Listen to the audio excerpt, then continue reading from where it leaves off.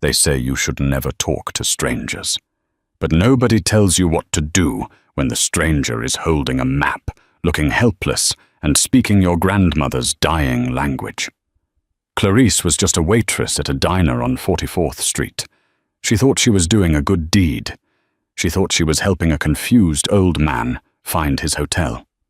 She didn't know that the man standing behind him was Lorenzo Moretti, the most dangerous head of the New York underworld. She translated one sentence. Just one.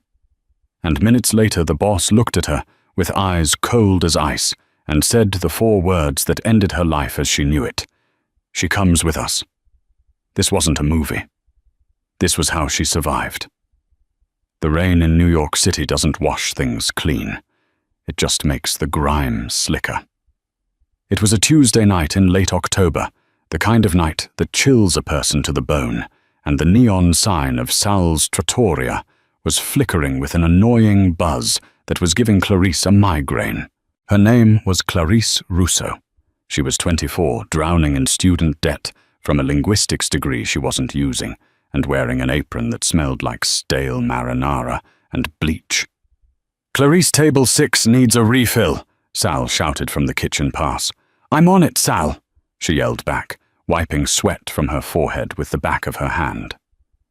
The diner was located on the edge of the theater district, usually filled with tourists and exhausted actors. But tonight, the atmosphere shifted the moment the door chimed. The air pressure seemed to drop. 2 men walked in. The first was an elderly man, perhaps in his 70s, wearing a soaking wet trench coat and clutching a crumpled map. He looked frail, confused, shaking the rain off his fedora. But it was the second man who made the hairs on Clarice's arms stand up. He was tall, over 6'3", wearing a bespoke charcoal suit that probably cost more than her entire year's rent. He stayed by the door, his eyes scanning the diner with the precision of a predator. He didn't look at the menu. He looked at the exits. The old man shuffled toward the counter, where Clarice was tallying a check. He started speaking to Sal, who was currently yelling at a delivery driver on the phone. "Mi scusi, sto cercando via del... non trovo," the old man stammered. Sal waved him off, covering the phone receiver. "No speak Italian, buddy. Order or sit down." The old man looked distressed. He turned to the room, his hands trembling. "Per favore, qualcuno mi aiuti. Devo consegnare questo." Clarice felt that familiar tug in her chest. Her nonna had raised her speaking the dialect of Calabria, a sharp, rhythmic Italian that most people didn't understand. She couldn't just watch him struggle. She stepped around the counter. "Sal, hang on." She turned to the old man. "Signore, posso aiutarla?" "Cosa cerca?" "Sir, can I help you?" "What are you looking for?" The old man's eyes widened. He grabbed her wrist with a grip that was surprisingly strong. Too strong. "Il lupo ha fame. La pecore..."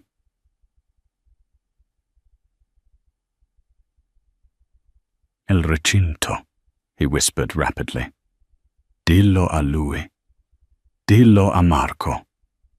Clarice frowned. The translation was nonsense. "The wolf is hungry. The sheep is in the pen. Tell him. Tell Marco." She assumed it was dementia, or a very confused metaphor about a restaurant. She looked over at the tall man by the door, the one watching them like a hawk. She assumed he was Marco. He's confused," she said to the tall man, walking over to him. Up close, he was devastatingly handsome, with a jawline that could cut glass and eyes the color of dark espresso. But there was no warmth in them. "What did he say?" the tall man asked. His voice was deep, a baritone that vibrated in her chest. It wasn't a question. It was a command. "He's looking for a restaurant, I think," Clarice said, trying to keep her voice steady. "But he's speaking in metaphors. He said, the wolf is hungry, and the sheep is in the pen." The reaction was instantaneous. The tall man didn't blink. He didn't smile. He reached into his jacket pocket.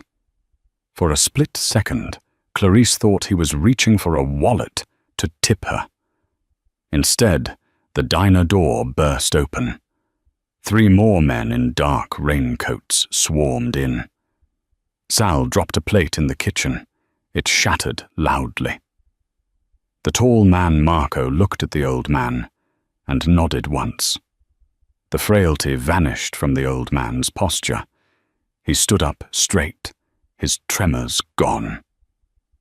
"Are you sure that was the translation?" Marco asked her, stepping closer. He smelled of expensive cologne and gun oil. "Yes," she stammered, backing up until she hit the counter. It's a dialect from the south. Look, I don't want any trouble." Marco turned to the man who had just entered, a man with a scar running through his eyebrow. "Lorenzo," Marco said. She understood the code. The drop is confirmed at the slaughterhouse in Jersey. But we have a loose end. Lorenzo. Clarice had seen that face in the newspapers, usually buried in the metro section, under headlines about racketeering charges that never stuck. Lorenzo Moretti. The Don. Lorenzo stepped forward. He looked at her not with lust, but with calculation. He was assessing her value. "She speaks the old dialect," Lorenzo said. His voice was quieter than Marco's, but infinitely more terrifying. "And she just heard the location of a $10 million shipment." "I won't say anything," she pleaded, her hands up. "I'm just a waitress. I didn't understand what it meant." Lorenzo reached out and tucked a loose strand of hair behind her ear. His fingers were cold. "You understood enough. And in my world, Clarice." He knew her name. She was wearing a name tag, but it still felt like a violation. "There are no accidents." Lorenzo turned to Marco and gestured toward the door. The diner was silent. The few customers were staring at their plates, terrified to look up. They knew who these men were. "What do we do with her?" Marco asked, his hand hovering near his waist. Lorenzo buttoned his jacket.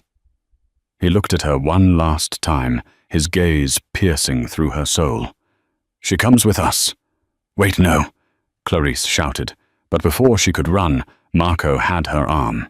It wasn't a violent grab, but it was inescapable, like an iron shackle. "Don't scream," Marco whispered in her ear. "If you scream, everyone in this diner dies, including Sal. Do you want that on your conscience?" She froze. She looked at Sal, who was shaking behind the counter, pale as a ghost. "Good girl," Marco said. They walked her out of the diner and into the pouring rain. A black Cadillac Escalade was idling at the curb. The door slid open. Clarice was shoved inside, sandwiched between the old man, who was now cleaning his glasses calmly, and Lorenzo Moretti. As the car pulled away, merging into the traffic of 8th Avenue, Clarice watched the lights of the diner fade into the blur of the rain. She didn't know it then, but Clarice the waitress had just died in that booth.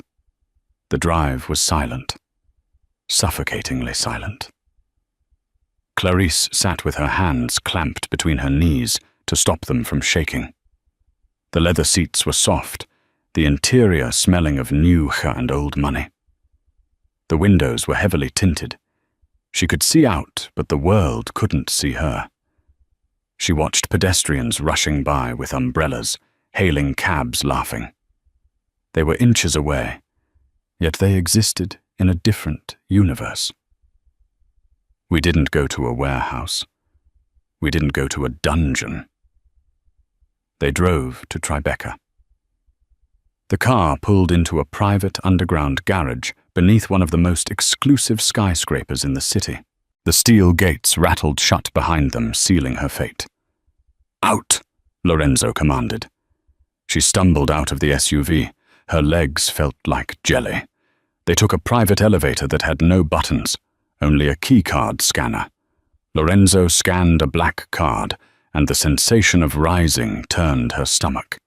The doors opened directly into a penthouse that spanned the entire floor. It was breathtaking floor-to-ceiling windows overlooking the Hudson River and the glittering Jersey skyline. Modern art hung on the walls. It looked like the home of a tech billionaire, not a mob boss. "Sit," Lorenzo said, pointing to a white leather sofa that looked too expensive to touch. Clarice sat on the edge. Marco stood by the elevator, arms crossed.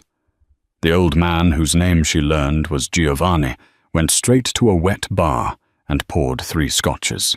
He didn't pour one for her. "So," Lorenzo began removing his jacket and draping it over a chair. He rolled up his sleeves, revealing tattoos on his forearms that were partially obscured by a platinum watch. "Who do you work for, Clarice?" "Sal," she whispered. "Sal's Trattoria." Lorenzo laughed. It was a dry, humorless sound. "I don't mean the fat man who makes the pasta. I mean who sent you to intercept the message. Was it the Russos, the Albanians?" "Nobody," she cried out. "I swear I was just working my shift. The old man, Giovanni, he came to me." "A coincidence," Marco scoffed from the door. "We don't believe in coincidences, sweetheart." "It's the truth," she insisted. "My grandmother was Calabrian. She taught me the dialect. That's it. That's the only reason I understood." Lorenzo walked over to her. He leaned down, placing his hands on the knees of her jeans. He was so close, she could see the flecks of gold in his dark eyes. "If you are lying," he said softly, "I will know. And if you are lying, you will wish you had stayed in that diner." He pulled a phone from his pocket. "Unlock your phone. Give it to Marco." She handed over her cracked iPhone. Marco took it and plugged it into a laptop on the dining table. Minutes ticked by. The only sound was the rain hitting the glass and the rapid typing of Marco. "She's clean, boss," Marco said, finally sounding almost disappointed. "Bank accounts are empty. Student loans are maxed out. Last 10 calls are to her landlord and her mom in Queens. No contacts with any known associates of the Russo family." Lorenzo stood up and walked to the window, looking out at the city he ruled. "So," he mused, a civilian who knows the location of the Blue Heron shipment." "We can't let her go," Giovanni said, sipping his scotch. "If the Russos find out, she knows they'll torture it out of her. Then we lose the shipment and the territory." "I won't tell anyone," Clarice said. "I don't even know what a Blue Heron shipment is." Lorenzo turned back to her. "It's heroin, Clarice. 50 kilos of it. Pure white death." She gasped. "And now you are an accessory," he continued calmly. "Because you translated the drop point, the deal moves forward tonight. If you leave, you are a liability. I usually eliminate liabilities." She stopped breathing. The room spun. "But," Lorenzo said, pacing the room, "you have a skill I am currently lacking." He stopped in front of her again. "My previous translator met with an unfortunate accident last week. The Russos slit his throat. Tomorrow night I have a meeting with the Sicilians. They speak a very specific, very old dialect, much like the one you used tonight. They don't trust English, and they don't trust anyone who didn't learn the language at their mother's knee." He looked at her, a strange spark of interest in his eyes. "You are going to work for me, Clarice." "What?" "No. I can't be a criminal." "You don't have a choice," Marco interjected. "You owe $50,000 in student loans. Your mother is 2 months behind on her mortgage in Queens. We know everything." Lorenzo pulled a checkbook from his inner pocket. He wrote something, quickly tore it out, and flicked it onto the coffee table in front of her. She looked down. It was a check for $100,000. "That clears your debts and your mother's mortgage," Lorenzo said. "Consider it a signing bonus. And if I refuse?" she asked, her voice trembling. Lorenzo's face hardened. The businessman vanished, and the killer returned. "Then Marco will take you for a drive, and you won't come back." The silence stretched heavy and suffocating. Clarice looked at the check. She thought of her mum working double shifts at the laundry, her back aching every night. She thought of the crushing weight of her own life. And she looked at Lorenzo, this terrifying magnetic man who held her life in his palm. She wasn't just scared of dying. She was scared of the thrill that shot through her. For the first time in her life, she wasn't invisible. "What do I have to do?" she whispered. Lorenzo smiled. It was the first real smile she'd seen, and it was dazzling. "Tonight you sleep. Tomorrow we go shopping. You can't meet the Sicilians looking like—" He gestured vaguely at her stained apron and jeans. "Like that. Tomorrow you become one of us." He turned to Marco. "Show her to the guest suite. Lock the door from the outside." Marco grabbed her arm, again gentler this time. As he led her down a long hallway, she looked back. Lorenzo was back at the window watching the storm. She was led into a bedroom that was bigger than her entire apartment. Marco pointed to the bathroom. "There are fresh clothes. Don't try the window. We're on the 40th floor. And Clarice," she looked at him, "don't make me kill you. I hate cleaning up pretty messes." The door clicked shut. The lock engaged with a heavy thud. Clarice walked to the bed and collapsed. She picked up a silk pillow, burying her face in it, to scream, but no sound came out. She was trapped in a golden cage with a tiger. But as she lay there staring at the ceiling, her mind replayed the way Lorenzo had looked at her. He hadn't just seen a waitress. He had seen a partner. She got up and walked to the mirror. She washed the grease off her face. She looked at her reflection, pale, terrified, but alive. "The wolf is hungry," Giovanni had said. Well, she was in the wolf's den now, and if she wanted to survive, she couldn't be a sheep. She had to become something else. Clarice woke up to the smell of espresso and the sound of a helicopter. For a moment, she thought she was back in her tiny studio apartment in Queens, and the noise was just the subway rumbling overhead. Then she opened her eyes. The ceilings were 12 feet high, adorned with crown molding. The sheets were Egyptian cotton cool against her skin, and the door was still locked. She sat up, the memories of the previous night crashing down on her like a tidal wave. Lorenzo. The gun. The check for $100,000. A key turned in the lock. She scrambled back against the headboard, pulling the duvet up to her chin. It wasn't Marco. It was a woman, severe-looking in a grey suit, holding a garment bag. She didn't look like a maid. She looked like a prison warden who happened to work in fashion. "Mr. Moretti is waiting," she said, her voice clipped. "Get dressed." She hung the bag on the wardrobe door and left without another word. Clarice walked over and unzipped the bag. Inside was a dress that cost more than her college tuition. It was a sheath dress in a deep blood-red silk cut modestly, but tailored to fit like a second skin. Beside it, a pair of black Louboutins with heels sharp enough to be weapons. She put them on. She looked in the mirror. The waitress was gone. The woman staring back at her looked dangerous. She looked like she belonged in this penthouse. When she walked out into the living area, Lorenzo was sitting at the dining table, a tablet in one hand and an espresso cup in the other.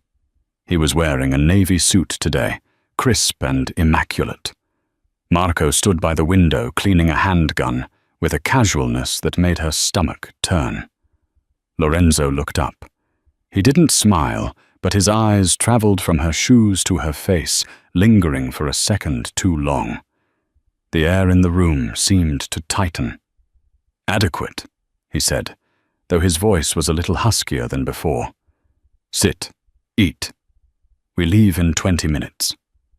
"Where are we going?" she asked, sitting opposite him. A plate of fruit and pastries was waiting. She wasn't hungry, but she forced herself to eat a strawberry. Her hands were shaking. "The Four Seasons," Lorenzo replied, without looking up from his tablet. "We are meeting Don Benedetto. He represents the Sicilian families. He is old school. He doesn't respect women, and he doesn't respect Americans. You are going to be my voice, and my ears." "What if I make a mistake?" she asked. Lorenzo put the tablet down. He leaned forward, his dark eyes locking onto hers. "You won't, because if you do, Benedetto will take it as an insult. And if he takes it as an insult, bullets start flying. And you, Clarice, are sitting right next to me." He stood up, adjusting his cuffs. "Let's go." The private room at the Four Seasons was quiet, enclosed by glass walls that were soundproofed.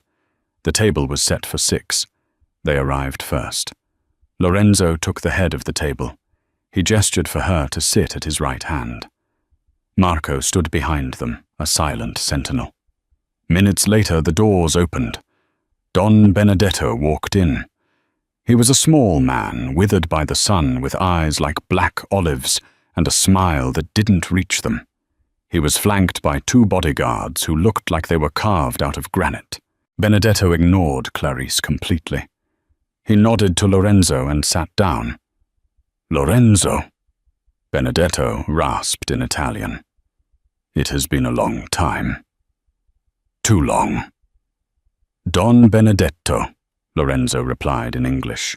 He gestured to Clarice. "This is my interpreter, Clarice. She will ensure we understand each other perfectly." Benedetto looked at her then. His gaze was dismissive, almost disgusted. "A woman. You bring a woman to a table of men. The Americans have made you soft, Moretti." Clarice felt the heat rise in her cheeks. She looked at Lorenzo. His face was stone. "Translate," Lorenzo commanded softly. "He said it's been too long," she lied. "And he is honored to meet you." Lorenzo smirked. He knew she was sanitizing it. "Tell him I value competence over tradition. Tell him to sit." The negotiation began. It was a dance of power. They were discussing shipping routes technically for olive oil and wine, but they all knew it was a front for the heroin moving through the ports of New Jersey. For an hour, Clarice translated back and forth. Numbers, dates, percentages.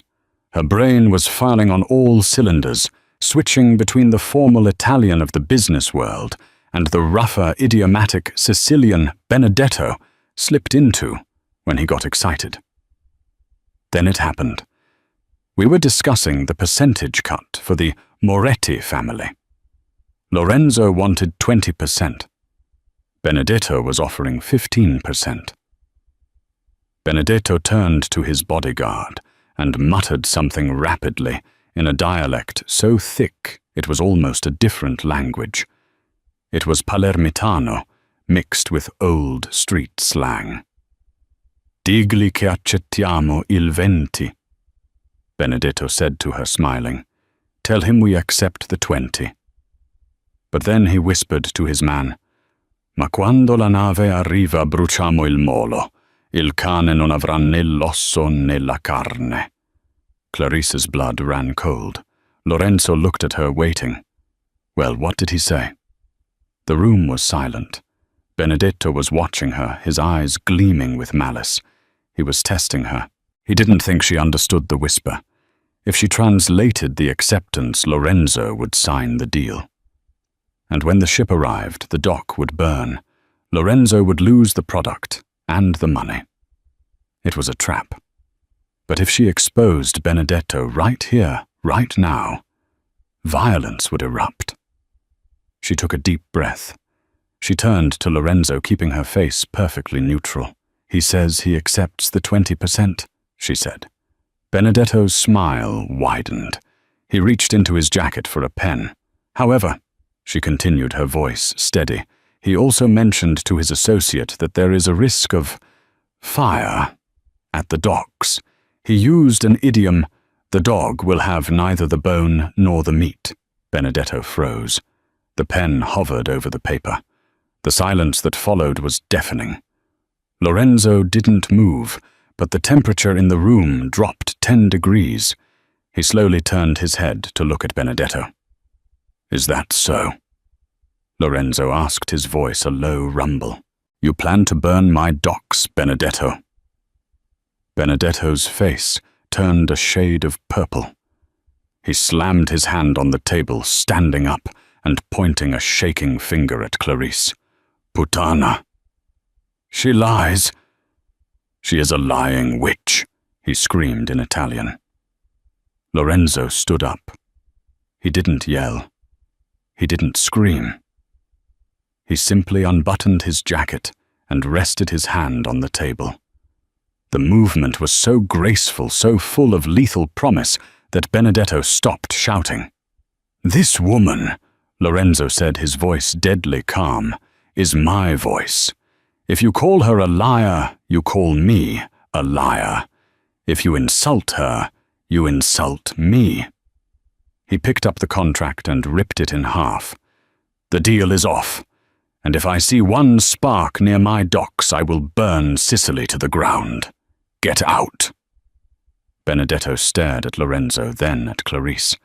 There was hate in his eyes, but also fear. He spat on the floor, turned and marched out, his bodyguards trailing behind him. Clarice let out a breath she didn't know she was holding. Her legs gave way, and she sank back into the chair. Lorenzo turned to her. The adrenaline was pulsing through her, making her heart hammer against her ribs. He reached out and took her chin in his hand, tilting her face up. His thumb brushed over her lower lip. It was an intimate electric touch that sent a shock wave through her body. "You saved us millions, Clarice," he whispered, "and you saved my reputation." I just did my job," she stammered. "No." Lorenzo said, his eyes searching hers. "You did more than that. You showed loyalty. In my world, loyalty is rarer than gold." He leaned in closer. For a second, she thought he was going to kiss her. She wanted him to. God help her, she wanted this dangerous, beautiful monster to kiss her. "Let's go home," he said, instead releasing her. But as she stood up, she saw Marco watching them. His expression wasn't one of relief. It was one of dark, brooding suspicion. The ride back to the penthouse was different. The silence wasn't suffocating anymore. It was charged. Lorenzo sat closer to her this time. Their knees brushed every time the car turned, and neither of them pulled away. Clarice was high on the adrenaline. She had walked into the lion's den and come out unscathed. She felt powerful. She felt like she belonged. When they got back to the penthouse, the sun was setting, casting a blood-orange glow over the city. Giovanni was waiting for them, pacing the living room floor. "How did it go?" the old man asked. "Benedetto is a snake," Lorenzo said, pouring himself a drink. "But Clarice is a hawk. She caught him planning to torch the shipment." Giovanni looked at her with new respect. "Brava ragazzina. Brava." "I'm going to change," she said, needing a moment to breathe. She went to her room. Her room, she realized she was calling it now, and stripped off the red dress. She put on a silk robe she found in the closet. She looked at herself in the mirror. Her cheeks were flushed. Her eyes were bright. She was falling for this life. She was falling for him. She walked back out to the living room. Lorenzo was on the balcony, looking out at the city. She hesitated, then slid the glass door open and stepped out into the chill evening air. He didn't turn around. "Do you know why I chose this apartment?" he asked. "Because it's expensive," she ventured. He chuckled. "Because I can see everything coming. In this life, Clarice, you have to see the knife before it cuts you." He turned to face her. The wind whipped his dark hair. He looked tragic and beautiful. "You did well today, but you made a powerful enemy. Benedetto will not forget this." "I'm not afraid," she said, and it was true. "Not with you." Lorenzo stepped closer. The city lights reflected in his eyes. He reached out his hand, cupping her cheek again. This time he didn't pull away. "You should be afraid of me, Clarice," he murmured. "I destroy everything I touch." "Then destroy me," she whispered. He groaned low in his throat and crashed his lips onto hers. It wasn't a gentle kiss. It was possessive, hungry, demanding. It tasted of scotch and danger. She wrapped her arms around his neck, pulling him closer, melting into the hardness of his body. For a moment, the world didn't exist. No mafia, no debts, no guns. Just him and her. Crack! The glass door beside them shattered. Lorenzo tackled her instantly, throwing them both to the hard concrete of the balcony floor as another bullet pinged off the railing. "Get down!" he roared, covering her body with his. "Contact! We have contact!" Marco screamed from inside the apartment. More shots shattered the windows. Bullets were tearing through the living room, shredding the expensive art, blowing apart the vases. "Crawl!" Lorenzo commanded. "Get inside, stay low." They scrambled over the broken glass into the living room. Marco was behind the overturned sofa, returning fire with an assault rifle he had pulled from nowhere. Giovanni was on the floor, clutching his shoulder, blood seeping through his fingers. "Sniper!" Marco yelled. "Roof across the street! Get to the panic room!" Lorenzo shouted, hauling her up by the waist. "Go now!" He pushed her toward the hallway. She ran, her bare feet slipping on the glass. She reached the heavy steel door at the end of the hall. The panic room. She punched in the code she had seen Marco use. The door hissed open. She threw herself inside. Lorenzo dragged Giovanni in. Marco backed in last, firing a final burst before hitting the button to seal the door. The heavy steel slammed shut, cutting off the noise of the destruction outside. The panic room was stark, lined with monitors and weapons racks. Silence returned, heavy and terrified. "Giovanni!" Lorenzo knelt beside the old man. "Let me see." It was a graze, painful but not fatal. Giovanni was groaning, his face pale. "I'm fine," Giovanni grunted. "Just stings." Lorenzo stood up, his chest heaving. His suit was torn, covered in dust and glass. He ran a hand through his hair, his eyes wild. "How?" he demanded, his voice echoing in the small metal room. "How did they know we were here? This is a safe house. Nobody knows about this place except me, Marco, and Giovanni." He turned slowly to look at Clarice. Marco was already looking at her. He had his gun raised, and it was pointed directly at her chest. "Put the gun down, Marco," Lorenzo said, but his voice was tight. "Boss, think about it." Marco spat, his eyes filled with fury. "We've been here for 2 years. No issues. She comes in yesterday, and 24 hours later, a sniper team is taking shots at your head. I didn't do anything," she cried, backing against the wall. "I swear I don't even know where we are." "You had your phone," Marco accused. "In the car, after the meeting. I saw you texting." "I was texting my mom." She screamed, tears streaming down her face. I told her I was working. Late. That's it. Give me the phone, Marco demanded. She fumbled in her robe pocket and handed it to him. Marco snatched it, tapping furiously. His face went pale. He turned the screen toward Lorenzo. Look at the sent folder, boss. Lorenzo stepped forward. He looked at the screen. His expression crumbled.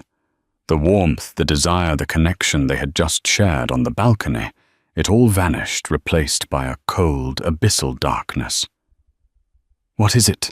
Clarice asked, trembling. What does it say? Lorenzo read it out loud, his voice devoid of emotion. The wolf is at the glass tower, 40th floor. Strike at sunset. No, she gasped. No, I didn't write that. I swear on my life I didn't write that. It came from your phone, Clarice, Lorenzo said. He looked at her, and it broke her heart. He looked at her like she was already dead, time stamped 30 minutes ago, while you were changing. Someone hacked it, or someone else sent it. She looked frantically at Marco. You had my phone yesterday. You could have installed something. Marco cocked the gun. You accusing me, I've taken a bullet for him. You're just a waitress who wanted a payday. Lorenzo, please, she begged, falling to her knees. I felt it. On the balcony. You felt it too. I wouldn't hurt you. Lorenzo turned his back to her. It was the cruelest thing he could have done. Marco, Lorenzo said softly. Handle it. No, she screamed. Marco stepped forward, the gun barrel inches from her forehead. She squeezed her eyes shut, waiting for the flash, waiting for the end. Bang! The sound was deafening in the small room. Her ears rang. She waited for the pain. She waited for the darkness. But it didn't come. She opened her eyes. Marco was stumbling back, clutching his hand. His gun was on the floor. Lorenzo was standing there, his own gun smoking in his hand. He had shot the gun out of Marco's grip. Boss! Marco gasped, blood dripping from his fingers. What the hell? She didn't do it, Lorenzo said. His eyes were fixed on the monitors on the wall. The evidence is right there, Marco yelled. The evidence is too perfect, Lorenzo replied. He walked over to the bank of screens, showing the camera feeds from the apartment. The attackers were rappelling down from the roof. They weren't wearing masks. Lorenzo pointed at the screen. Look at their tactical vests. Look at the insignia. Clarice squinted through her tears. A small red hawk was stitched onto the black Kevlar. The Russos? Marco asked, confused. No, Lorenzo said darkly. That's not the Russo crest. That's the symbol of the Viper mercenary group. They operate out of Naples. He turned back to the room, looking from Marco to Giovanni, and finally to Clarice. Benedetto didn't wait to get home to take revenge. He hired local talent, and he hacked her phone remotely. He's trying to make us turn on each other inside the safe room, so we do the job for him. Lorenzo walked over to her. He holstered his gun and offered her his hand. Get up, Clarice.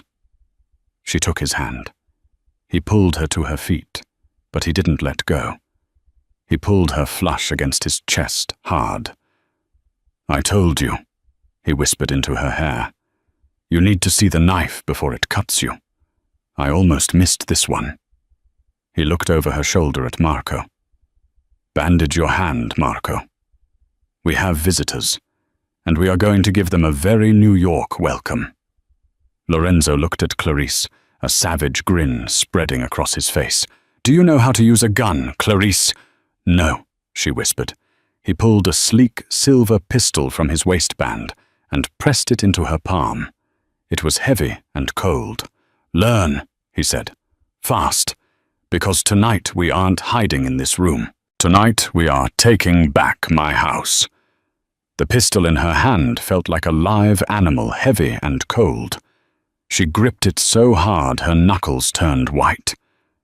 "Stay behind me," Lorenzo commanded, his voice low and devoid of fear. He checked the magazine of his own weapon. "Marco, you take point. You've got one good hand. Make it count." Marco grunted, wrapping a torn strip of his shirt around his bleeding hand. He glared at Clarice one last time, not with hatred, but with a warning. "Don't mess this up." Lorenzo hit the release button. The heavy steel door of the panic room hissed and cracked open. The smell hit them first, acrid smoke and drywall dust. The living room, which had been a sanctuary of luxury only an hour ago, was now a war zone. The lights were out, shattered by gunfire, leaving the space illuminated only by the flashing red emergency strobes and the city lights bleeding in through the broken windows. "Clear right," Marco whispered, moving into the hallway. They crept forward. Clarice's heart was hammering against her ribs like a trapped bird. Every shadow looked like a killer. Thump, thump. Heavy boots on the glass. 3 bogeys. Near the kitchen island. Lorenzo signaled with a hand gesture. He turned to her, his lips brushing her ear. "Count to 3. Then run for the service elevator. Do not stop. Do not look back." "What about you?" she whispered back, terrified. "I am the distraction." Before she could protest, Lorenzo surged forward, vaulting over the back of a leather sofa. He opened fire, the muzzle flashes lighting up the room like lightning strikes. Bang, bang, bang. "Contact front," a mercenary shouted. Chaos erupted. Bullets tore through the furniture. Marco popped out from the hallway, firing his pistol with his left hand. "Go, Clarice!" Lorenzo roared. She ran. She sprinted barefoot over the broken glass, ignoring the stinging cuts on her feet. She headed for the service door near the kitchen. But as she rounded the corner of the marble island, a shadow detached itself from the wall. A mercenary in full tactical gear blocked her path. He was huge, his face covered by a balaclava. He raised his rifle. She froze. Time seemed to stop. She saw the barrel align with her chest. She saw his finger tighten on the trigger. "The wolf is hungry," the old man had said. She wasn't a sheep. Not anymore. She raised the heavy silver pistol with both hands, just like she'd seen in movies. She didn't aim. She just pointed and squeezed. The recoil jerked her arms up violently. The gun went off once, twice. The mercenary stumbled back, clutching his shoulder. She had hit him. Shock registered in his eyes behind the mask. He dropped his rifle, reaching for a sidearm. She didn't wait. She slammed her shoulder into the service door, bursting into the concrete stairwell. She scrambled down the stairs, skipping steps, her breath coming in ragged gasps. A moment later, the door above banged open. Lorenzo and Marco tumbled onto the landing, Marco groaning in pain. "You shot him," Marco wheezed, looking at her with wide eyes. "I saw it. You actually shot him." "Keep moving," Lorenzo ordered, grabbing her arm. "They'll be dropping grenades next." They descended 40 flights of stairs. It was grueling. Her lungs burned. Her legs turned to jelly, but Lorenzo's grip on her arm never loosened. He was an anchor pulling her through the storm. They reached the basement level, the garage. But instead of going to the cars, Lorenzo kicked open a rusted door marked "High Voltage. Do not enter." It led to a dark, damp tunnel. The smell of sewage and old iron was overwhelming. "Subway maintenance tunnels," Lorenzo explained, seeing her confusion. "They run under the entire city. We can pop out in Chinatown." They ran through the dark, the sounds of the siege above fading into the distance. They walked for what felt like miles, trudging through ankle-deep water. Finally, Lorenzo stopped. He leaned against a graffiti-covered wall, sliding down until he was sitting on the concrete. He looked exhausted. His suit was ruined, his face smeared with soot. Clarice dropped down beside him. Marco slumped on the other side, checking his bandaged hand. "We lost Giovanni," Marco said quietly. She gasped. In the chaos, she had forgotten the old man. He didn't make it to the panic room. He was right behind me," Marco said, shaking his head. "When the door closed, he wasn't there. He must have taken a hit in the hallway." Lorenzo closed his eyes.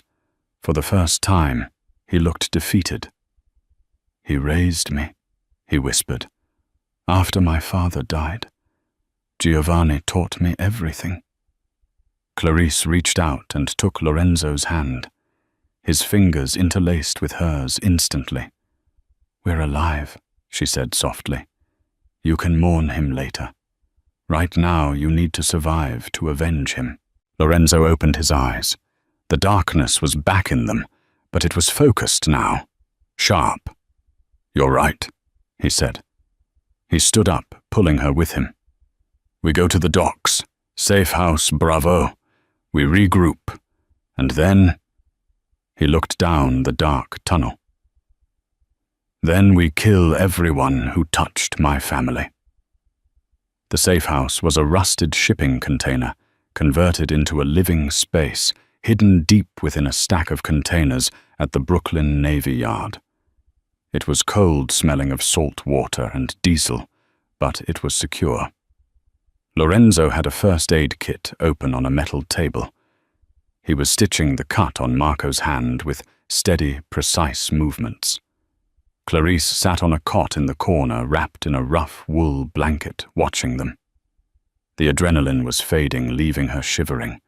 She looked at the gun sitting on the table. She had shot a man. She had entered a world she could never leave. "The phone," Lorenzo said, suddenly tying off the suture. "Give me the phone, Marco." Marco handed over the cracked iPhone, Clarice's phone. Lorenzo walked over to a computer terminal set up against the wall. He plugged the phone in. His fingers flew across the keyboard. "If they hacked it remotely," Lorenzo muttered, "there will be a digital footprint, a ping, an IP address."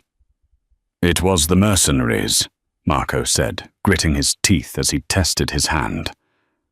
"Benedetto hired Vipera. They have tech guys." "Maybe," Lorenzo said. He frowned. "Wait." He leaned closer to the screen. The blue light illuminated his intense features. "This wasn't a remote hack," Lorenzo said slowly. "The back door was installed manually. Someone physically plugged this phone into a computer and uploaded the tracker." "That's impossible," Clarice said. "I had it with me all day. Except," she trailed off. "Except when..." Lorenzo turned to her.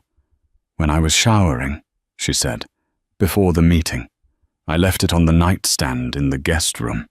"I was with the boss in the study," Marco said, "reviewing the contracts." "Who was in the hallway?" Lorenzo asked. His voice was very quiet. The silence in the shipping container grew heavy. The sound of the waves lapping against the pier outside seemed to get louder. "Giovanni," Marco whispered. "Giovanni was in the living room. He said he was pouring himself a drink." "No," Lorenzo said, shaking his head. "Giovanni is loyal. He's been with the family for 40 years.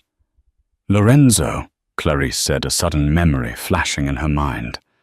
"At the diner, the first time we met." He looked at her.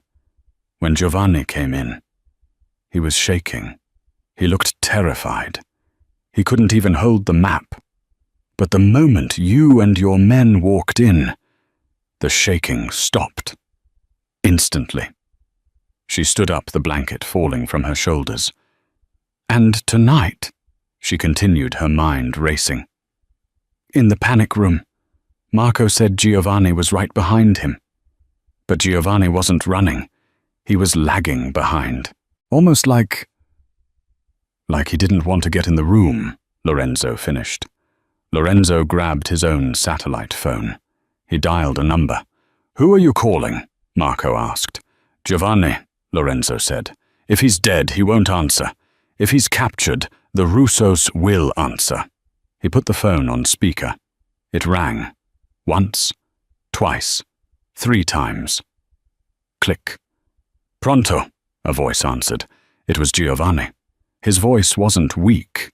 It wasn't the voice of a dying man. It was calm, crisp. And in the background, she didn't hear gunshots or torture. She heard classical music and the clinking of crystal glasses. Lorenzo stared at the phone, his face turning pale as a sheet. "Giovanni," Lorenzo said. "You're alive." "I am Lorenzo," the old man replied. "I am sitting in the penthouse. The view is quite spectacular, with the lights out." "You sold us out," Lorenzo said. It wasn't a question. "Sold out? No." Giovanni sighed. "I corrected a mistake. Your father built this empire on fear, Lorenzo. You are trying to build it on business, on treaties. You are weak. You let a waitress dictate terms to a Sicilian don today." "She saved us," Lorenzo shouted. "She embarrassed us," Giovanni snapped.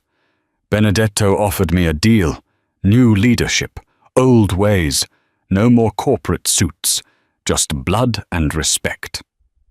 "You were the one," Clarice whispered, stepping closer to the phone. "The code in the diner. The wolf is hungry. The sheep is in the pen." Giovanni chuckled. "Ah, the little translator. You were supposed to be a casualty, my dear. A loose end tied up by the Russos. But you are resilient. I'll give you that." "I'm coming for you, Giovanni," Lorenzo said, his voice dropping to a terrifying growl. "You know I am." "Come," Giovanni said. "The Russos are here. Benedetto is here. And we have the entire city looking for you. You have no soldiers, Lorenzo. You have no money.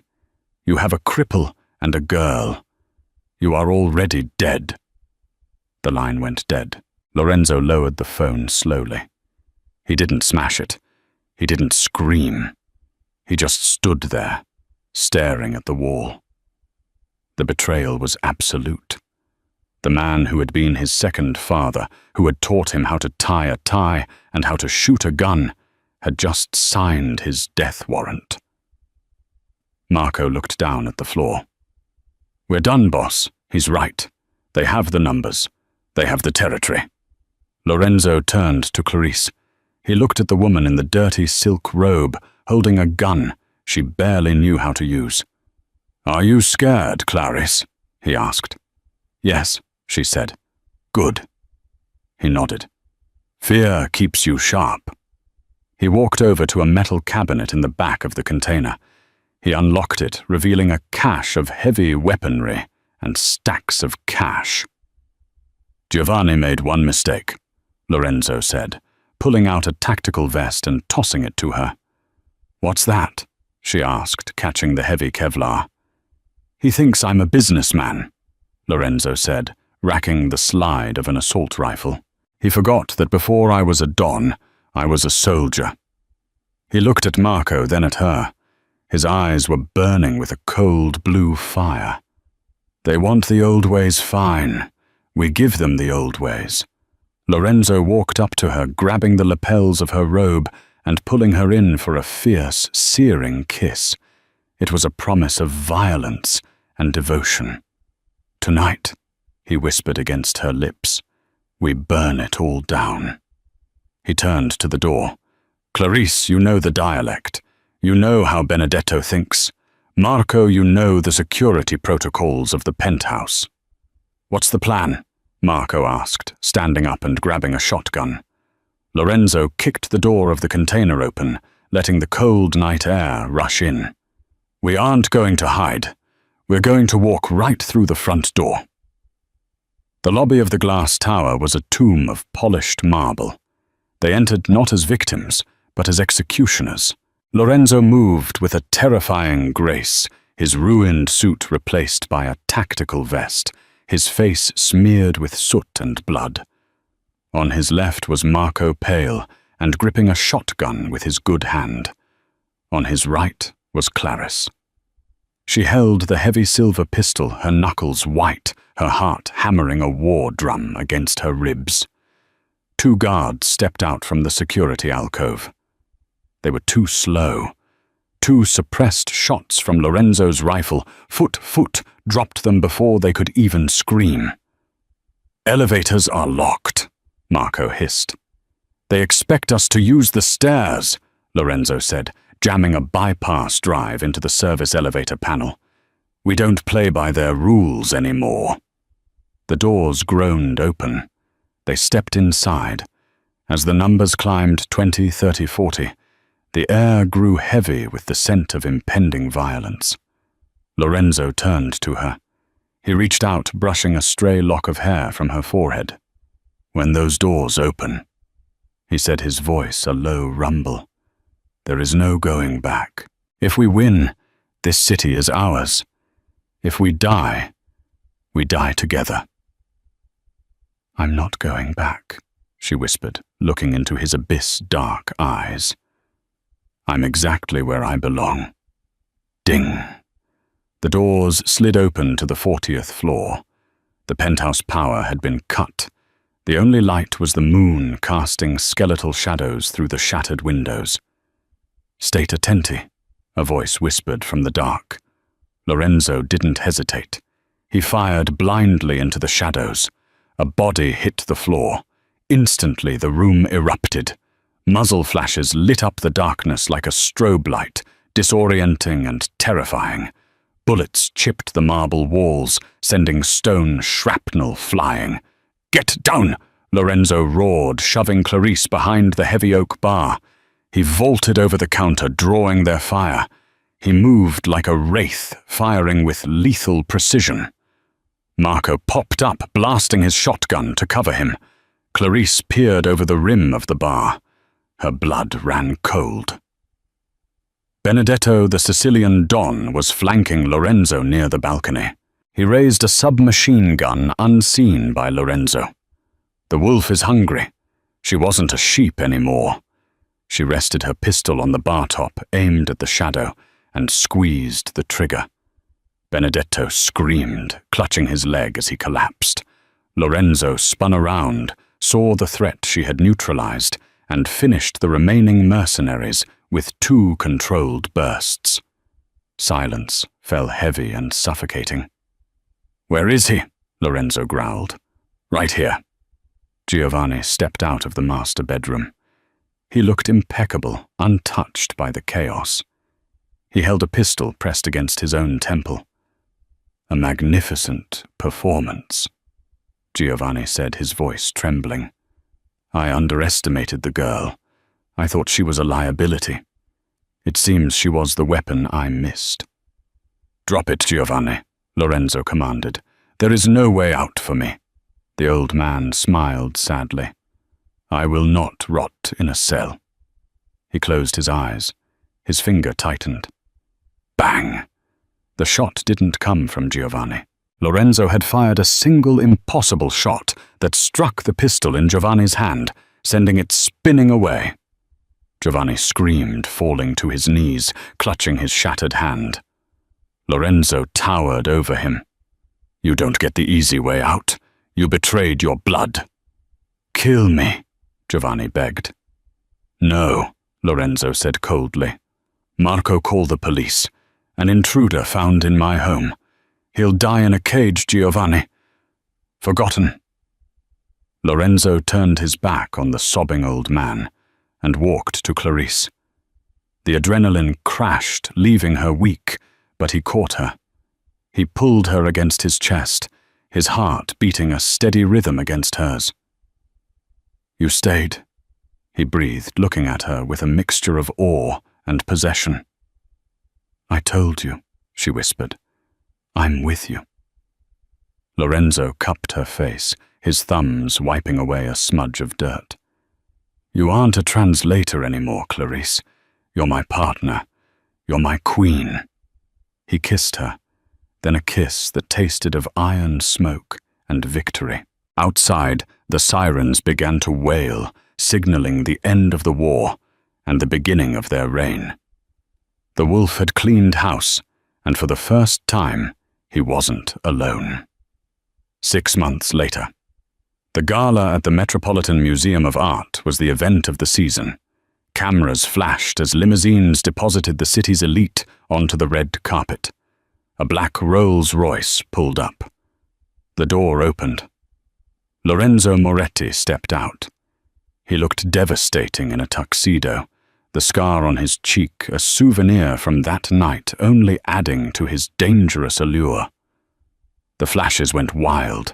The headlines had moved on from the gangland shootout to the return of the Prince of New York. He turned and extended his hand. Clarice took it. She stepped out into the blinding lights. She was wearing a gown of emerald green silk diamonds dripping from her ears. "Are you ready, Mrs. Moretti?" Lorenzo whispered, pulling her close to his side.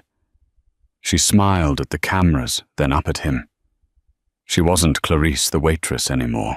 She was Clarice Moretti, the woman who translated the underworld. "Translation," she teased softly. He smirked, his eyes darkening with that familiar heat. "Sempre pronta, amore mio." "Always ready, my love." They walked up the stairs together, unstoppable. The world was watching, but she only saw him. And she knew with absolute certainty that she would follow this man into hell and back.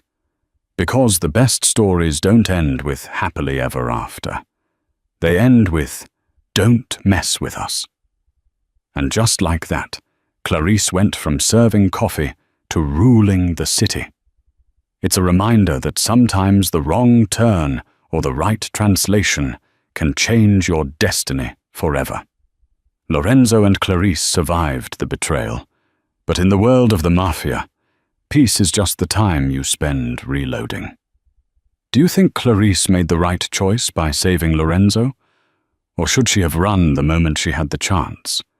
I want to hear your theories in the comments below. If you enjoyed this roller coaster of romance, danger, and betrayal, please smash that like button. It really helps the channel grow.